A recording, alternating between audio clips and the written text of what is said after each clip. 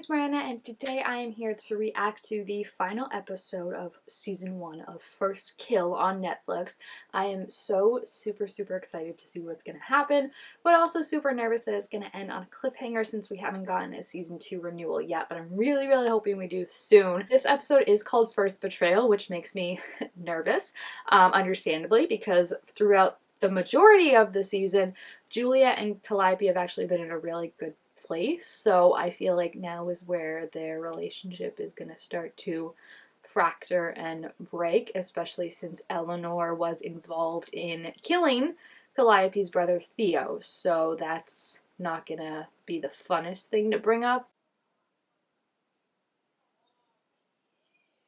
Didn't that kind of look like the woman who bit...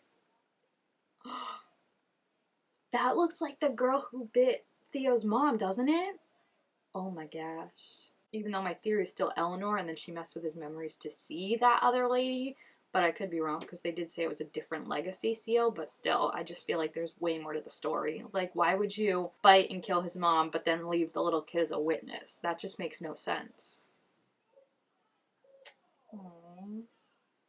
And like, she doesn't even know that her sister was involved in it right now. I don't even know, like, it's not Juliet's fault, but like, how do you look at her knowing afterwards that like her sister was involved? Uh-oh, she left her lipstick. Now she knows, because she knows she's been out killing people. And if she knows about, which I'm sure she does, if she knows about her power where she can compel people to forget, Apollo being like, I don't remember what happened, that makes sense now. It all makes sense for her. I still want to know if Juliet's going to get a power. I kind of really hope she does. And I also wonder if Oliver has a power that we aren't aware of. I just think it would be cool if they each have their own, like, specific power. But I don't know what else you could do, really. Like, because you know what I mean? Like, the things you think of with a vampire, like compulsion, walking in sunlight, eating, like, they can all kind of do it, so. It's not your fault. I feel so bad for this guy. I feel like he's been getting beat up on all season for the mistake he made. And yeah, he's a little reckless, but, like, Calliope's dating a vampire. Like, you know, like, we're not all perfect. I swear to you, if they walk in this house and he's just alive, I'm gonna lose my shite. Because I feel like they're building it up so much. No. No. Absolutely not. No. Shut it down. What? Who is that? Who was that? Stab him! That's not your brother! What? No. No. I can't. I put up with a lot. I can't. What is this? Is that not him? Is it like someone like masquerading as him now that he's dead? Because I know there's other kind of monsters out there that can look human, right? Because she killed that, or her mom killed that monster that looked like her mom. I'm suspicious. They're both just like, which is an appropriate reaction. That's how I would also look if I was in this, just like, oh no. No, no, no, no, no. Juliet turned him into a vampire. That's why when she was like, go, I'll be right behind you, I'm like, it's never good when someone's like, I'll be right behind you. Like, I know they showed her cleaning up the crime scene and everything, but I just felt like she was gonna do something. Oh no. Oh no. So he's a legacy vampire at that? What? How could Juliet turn him into a legacy vampire, but they couldn't make the dad a full legacy vampire without the snake? Also, I get what she was trying to do, but like, this is not it, Juliet. Like, she would not want her brother to be turned into a vampire. She's pissed. Look at her walking. She's just so tiny and still such a sweet cupcake, even when she looks intimidating. She's like, I'm coming after you. That was funny. Look at her ponytail swishing. She is pissed. She's on a rampage.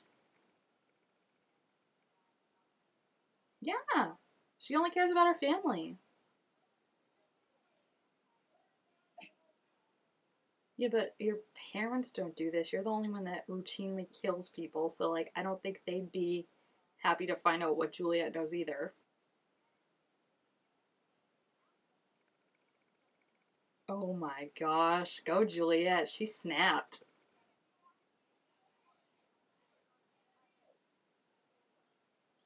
Yikes. Also, give it up for Sarah. Like, she's killing this scene. Wow. Whoa. She's pissed. Where are the parents? Don't they have like superhuman hearing? You know what I mean? Like, wouldn't they be like, what's going on? There's still like police looking out for vampires. Eleanor, why were you out? Jules, where were like? I just feel like they just don't. They're just what? It's a big house, but they're vampires with good hearing. Oh no. She's pissed. Look at that. I've always loved her pajamas. Like, I think it's just so, like, I love that style in general, but I feel like it fits so well with, like, the vampire, right? Of, like, you've been around for a while, blah, blah, blah. Like, you have that old fashion sense. And it also just looks so cute. Like, it makes her look like such a little innocent, proper person and not, like, a blood-sucking monster. Like, I'm telling you, the way they, like, completely flipped her character to not be, like, this, like, everyone's like, she's a soul-sucking, bloodless, she doesn't care about anything monster, and then she's just like, hi, in her cute little pajamas and her button-down shirts. It's just so cute. Oh, she went to Oliver, of course. I really do hope, like, he cares for her. Like, she just needs one good sibling, and it seems like he does, but, like, I just don't know if I can trust it, you know what I mean? Oh, even the girlfriend. Did we ever learn the girlfriend's name? Because I hate calling her the girlfriend, like, that's her only relation. She's her own person, but I just don't remember if we learned her name. Oh, she took the key. Good song choice too. I really like the soundtrack this whole season, but like this song choice of like her betraying her sister basically, but also like realizing she's been betrayed by her sister and going to Oliver and then being like, we'll take care of it is like really good. I love the whole Oliver versus Eleanor thing and how Jules is kind of caught in the middle. Jeez, that's not the best way to react to this. Do they know she's a vampire too? Because they've been looking for a vampire, and if they have like all these people missing, perfect. That's the last thing she sees. You messed with the wrong person. She underestimated her. But only bad thing about underestimating someone is you won't make that mistake twice. So now if she does get out, Jules is going to be on her list, and she's going to go right for Calliope, I bet. What is he talking about? That's your son. Like, what are you talking about? You get him some blood and he's fine. Wow. I've liked the dad up until now, or should I say tolerate him? Whereas the mom is amazing. We all know this. But, like, after saying that, like, wow. She's no different than Ben's mom, who was like, I'd kill you myself if you turn into a vampire. That's still Theo. Like, he's going through a blood rage right now, but, like, that's your son. He doesn't just change. Like, you don't lose the person inside you. No. How did he get in there? Also, how do you believe that's a lawyer? He's not even wearing like a. He just put on a suit jacket.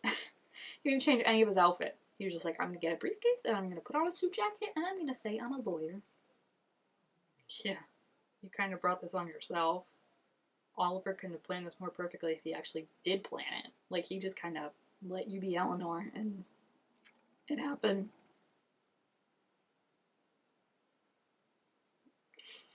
Whoops. Probably shouldn't have done that one right in front of her. Gaslight Queen, right? That's what Juliet called her.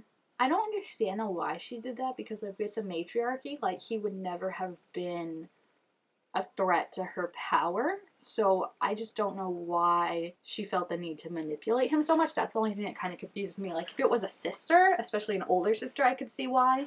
But I just feel like it being a brother, like he really was of no consequence. Not to be rude, but I'm just saying like he wasn't ever a threat to her being the keeper in waiting. Probably just because she could. Like she doesn't have meaning. She's a sociopath. It was just fun. Yeah. See, exactly. That's what I mean about like, you know, he wasn't a threat to her power. Like it was just something she could do. So, and I also wonder if she can manipulate, compel like vampires as well. I would be surprised if she could, but I also wouldn't be surprised just because if she could compel him to be like, hey, you should do this, you should do that. But I also think her power, like her compulsion, is a manifestation of her personality and her power in general, and that she, even without her compulsion, is easily able to manipulate people and manipulate situations. And those are the scariest kind of people, the right the ones that can like move all the pieces, but they never get their hands dirty because it's like, well, I didn't make you kill your turtle. I just suggested like that turtle's really annoying and like it's loud. You know what I mean? Like how she can just spin it and spin it. It's like she just felt like she could do it, so she did. Oh no. She's stuck there. They're not coming for her. Whoa. I love her. Just the fact that she never wavered, she never faltered. He was the one that was always like, that's not our son anymore. And she's not even saying, like, before she was like, he's our son, and now, like, she's like, stay away from my son.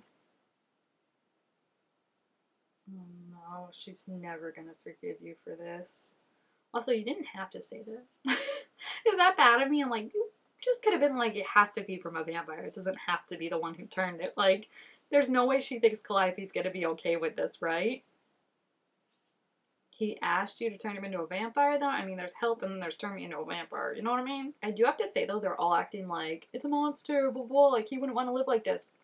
Theo's, like, actively trying to, like, live. Like, I feel like he's not like, I'm a monster, like, you need to put me down. Like, he's, like, trying to live. So, like, obviously Theo is still in there. Oh. Okay, that actually kind of makes me feel better that it was somewhat of an accident. I don't think it's great, but no, that's not fair because now you're calling her a monster, basically. I mean, yeah, she does have to kind of stop just doing stuff and not realizing it, but it does make me feel a little bit better that she didn't like, she didn't purposely turn him into a vampire. That makes me feel like I can be on her side a little bit more, but I'm also on Cal's side of, like, this was not your place to, like, do that. Like, you shouldn't have, you should just left him alone. Oh my gosh, these violent delights truly do have violent ends, y'all. Like, but it also feels somewhat of a, like, not with a bang, but with a whimper, doesn't it? Like, it's not like this big, like him turning into a vampire is a big thing. I don't mean to downplay it, but like they're breaking up in the middle of her backyard on a regular night, you know? Like, it's not like there's like a big fight going on around. Like, it just feels like so regular, you know? And that's sad because I feel like that's how real things happen, is like, it's not this big thing that tears you apart, this big blow up where like she betrays her in front of everyone or something like that. It's just this, like, we can never see the same on this, and because of that we can't be together. Just the fact of the difference in them, you know, of like, she sees that it's still him. The dad is like not even bothering, of just like, he's gone. It's like, no, he came home, he ate dinner with you guys, he had memories, like he was still transitioning into a vampire during all that. So like, at what point do you say that Theo's gone? Because he's never gone. You could use it as a metaphor for so many things, which is really amazing, of like, you know, it's changing, and then it's like, at what point is that no longer your son? Like, it applies to so many real life metaphors of people not accepting their children, how people see their kids as like different, but it's like, it's still them. It's so, oh no, not a montage, you're gonna make me cry of all their happy moments.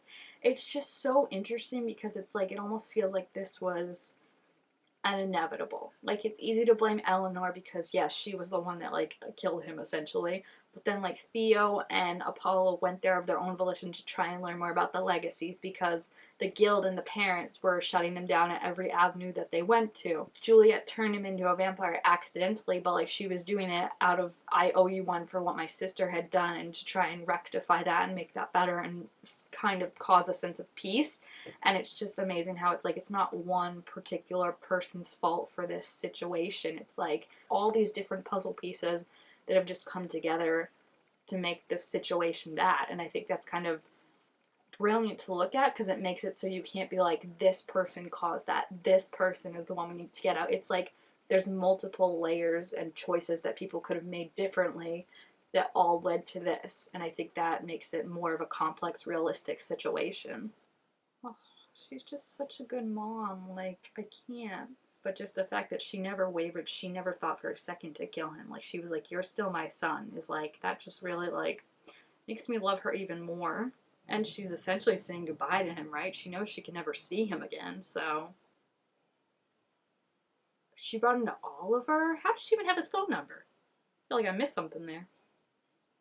Oh, he calls her Miss Talia. That's really sweet. And, I mean, yeah, she's a really good mom. I don't know about that, but I just feel like he does definitely respect her because, like, she didn't throw her son out, whereas his mom and his dad threw him out the first chance they got. Please don't touch me. Like, that's too much. That's too soon. He's been through a lot today. He doesn't need this on top of it. Lives? I thought you just wanted to ruin Ellen. What the heck is that? And that.